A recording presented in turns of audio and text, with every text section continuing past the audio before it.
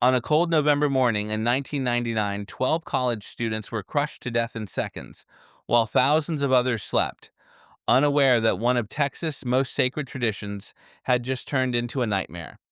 For nearly 90 years, Texas A&M students had built a massive bonfire to symbolize rivalry, unity, and school pride. The bonfire was not built by professionals, it was built by students, stacked by hand, log by log, using techniques passed down through tradition rather than engineering. By 1999, the structure stood over 50 feet tall and weighed hundreds of tons. In the early hours of November 18th, students were working in the dark, preparing the bonfire for its scheduled burn later that week. Without warning, the entire structure collapsed inward. Logs fell like dominoes, trapping students underneath layers of timber weighing thousands of pounds.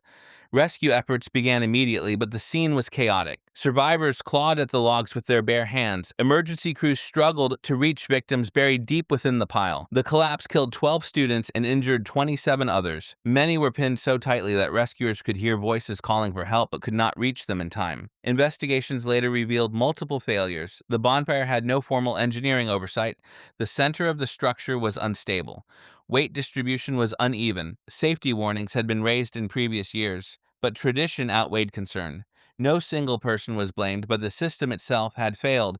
The collapse shook Texas A&M to its core. Classes were canceled, vigils were held, the entire state mourned. The bonfire tradition was officially ended on campus, never to be rebuilt in the same way again. What was meant to symbolize unity instead exposed the danger of ignoring safety in the name of tradition, and 12 young lives paid the price. Make sure to like this video, subscribe, and leave a comment sharing your thoughts on this story.